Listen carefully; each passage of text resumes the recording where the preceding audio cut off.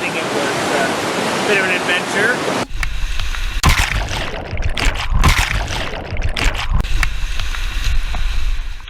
Actually, we went once after that.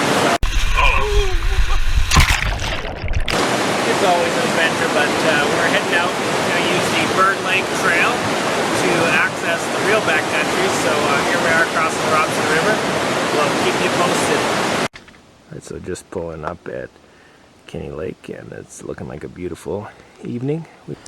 Good morning. We're at Kenny Lake here. Arrived in the dark, and nice little campsite. Other than all the people, someone made the great decision to have a little food in the tent, and had a mouse bugging us at 2 o'clock in the morning. We got about 9 kilometers into Berg now, to the Marmot campsite where we got our cancellation permits. The hike up to Berg Lake is pretty easy. After that, there's 3 or 4 possible routes over the mountains to the Moose River, and we're not sure which one will actually work. After we figure out a way to get across the mountains, the plan is to packraft down the Moose River. We just passed Whitehorn and starting to get into the Valley of 1,000 Falls, I think they call it. And it's a pretty nice place to be. There's Luke coming out.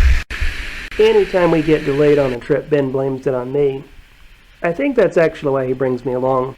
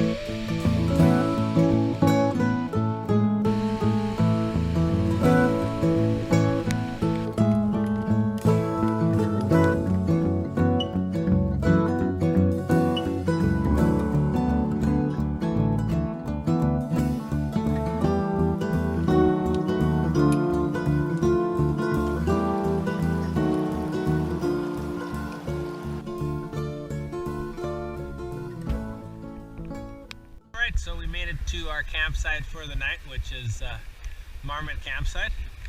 It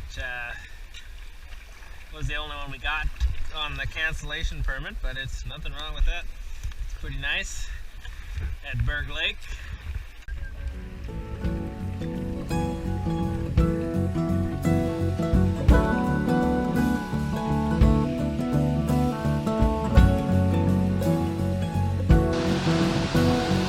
That is the Berg Glacier.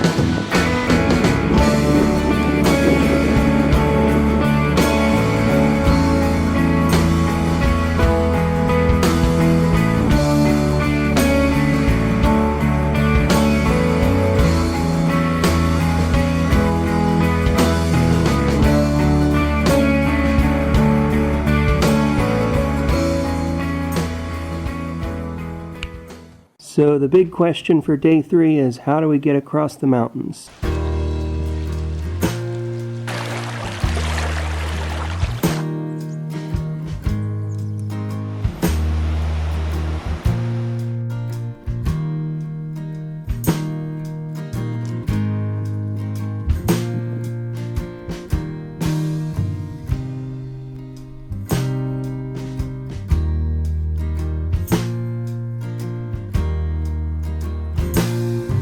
Up above the Robson Glacier now, and catching a nice breeze finally. It's a beautiful day.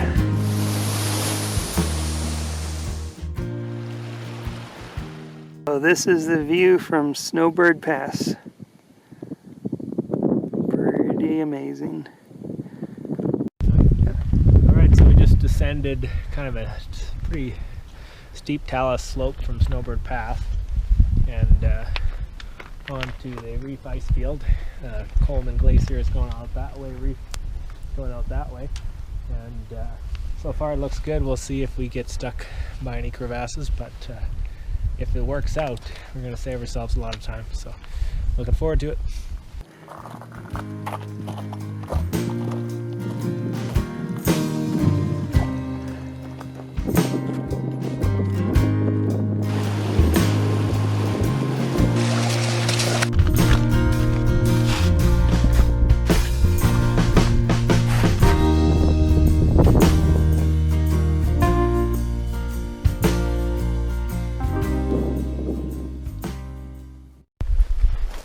Alright, so we've been running some talus all the way down. We officially hit Step Creek, and we just entered Alberta, so you can notice it smells a little sweeter in the air, and the birds are singing a little more cheery, and generally things have improved. Alright.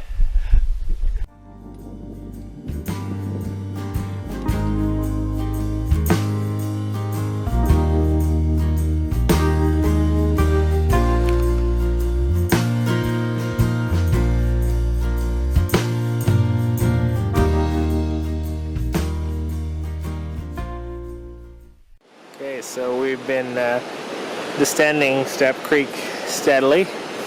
Went down the scree first, now we're in the bush, and it's feeling eerily reminiscent of last year with the Wood River, but significant gorge in here. We weren't planning to raft this anyways, but we got probably another 5 miles of bushwhack till we hit the moose.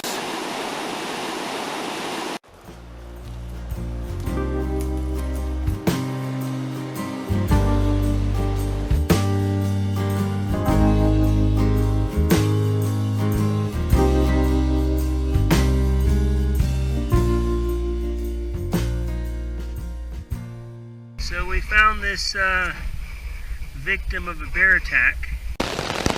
All of a sudden it was hailing. Came out of nowhere. It actually looked like it was clean, but being so close to the mountains here, the thunderstorms can come in with vengeance. I'm not sure where Luke is, but he's not in here, so hopefully he's alright.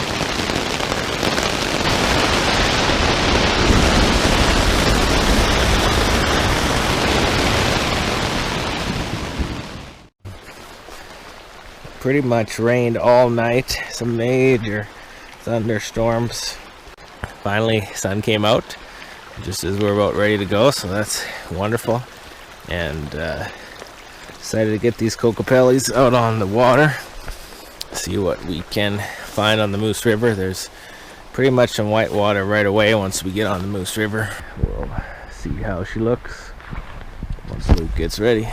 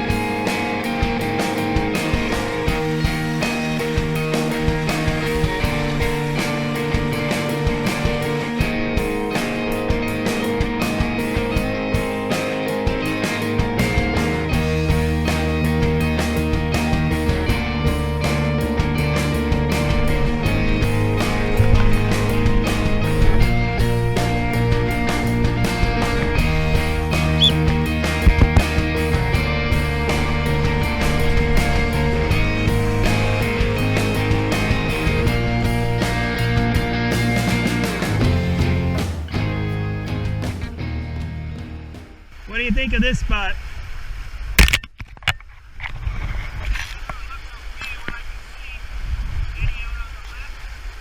I'm still gonna eddy out on that eddy I was talking about. Okay.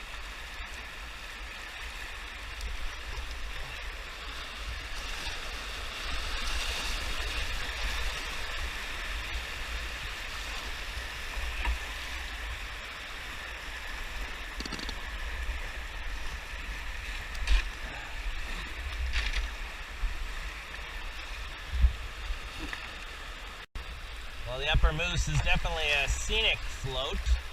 We got past that kind of waterfall-y, gorgy section, the first one. The river's supposed to open up here a little bit, and then we're gonna have to make a portage around a gorge, it looks like, if our intel is correct. It's hot out, but can't really do this without the dry suit because the water is unbelievably cold, straight off that stepped glacier.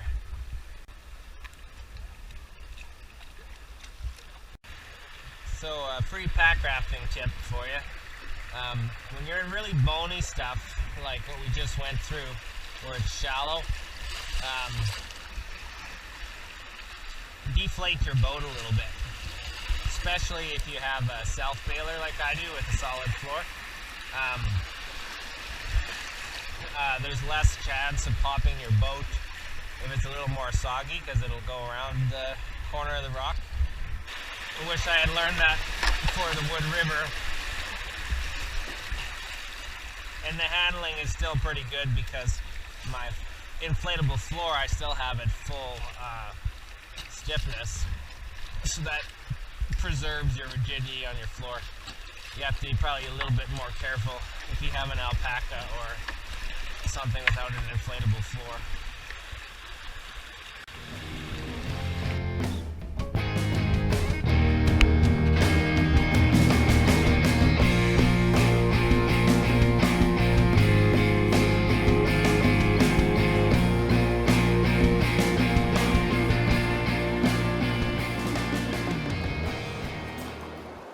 So we're back in after portaging that gorge. We're approaching that burn. I knew there was a burn in here somewhere. You can see it's up on that mountain over there. So I know further down it comes right down to river level. So we're hoping it's not trees all over the river. We call technical packrafting. This is where the self-bailer really is quite nice, because it's just easier to get in and out of, which is going to be required fairly often in this type of stuff. But again, this is where packraft makes a river that just would not be safe to do in a kayak or canoe actually quite doable. Yeah, it's good. Just take it slow.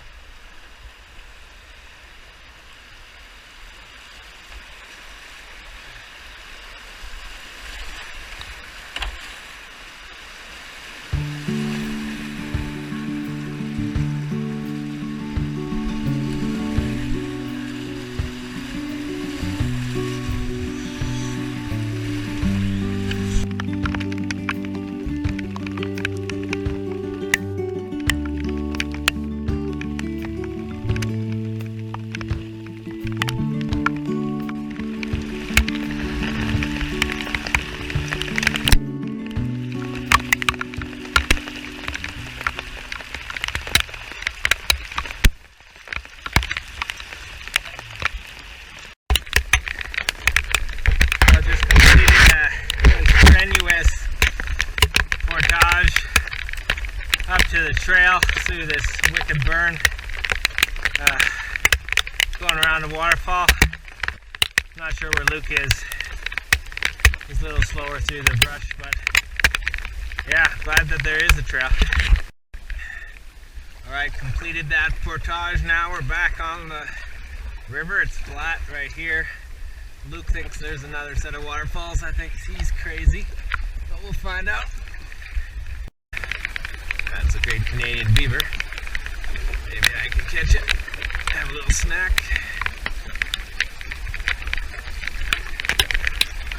There she goes. Well, turns out I wasn't crazy. There's a pretty big rapid there.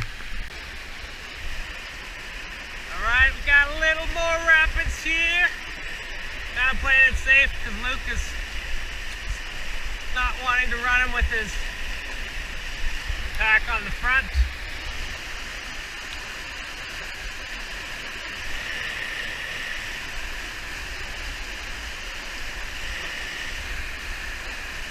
I think I can sidestep them all carefully.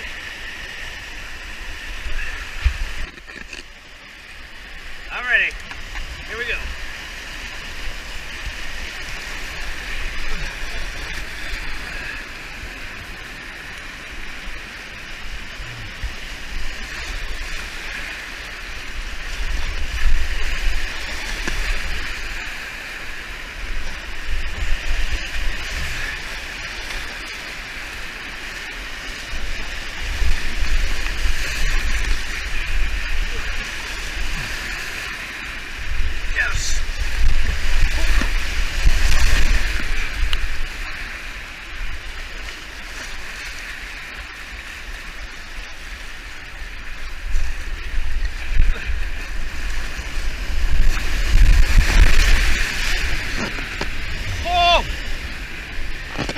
Thank you, Jesus!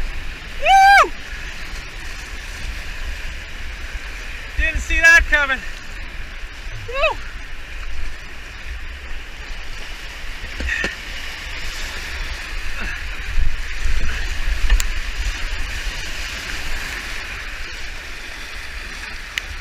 So that was interesting.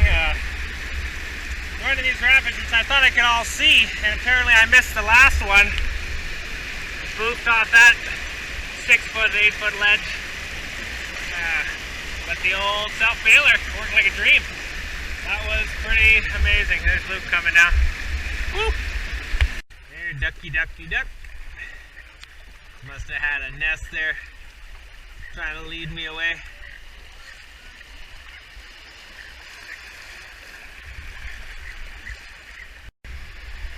Alright, so we just got off the river. It is 8:44. It's going to be dark in about 37 minutes. So we got 2 kilometers to hike. And the mosquitoes are eating my face like crazy. And Luke is wet every possible way, it looks like. And it's a good time. A little after 9:30. What do we got peeking through the trees? We got the resplendent Creek Valley, which looks huge. So, awesome possum. We have arrived. Now we just gotta find a campsite. Here we are at Resplendent Creek. We hiked over a ridge in the dark last night to avoid a bunch of waterfalls on the Moose River. And also we just wanted to paddle a third river on this trip.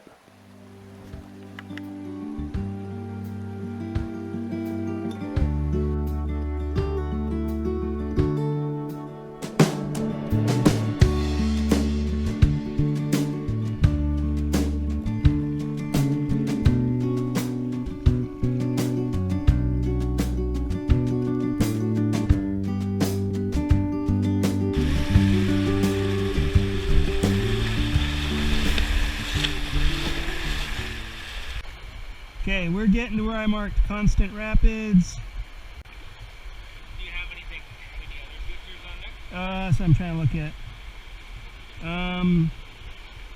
So a little farther I have blockage marked. That's probably one of those big rocks in the river. And then possible falls or sieve. So it's gonna get bigger.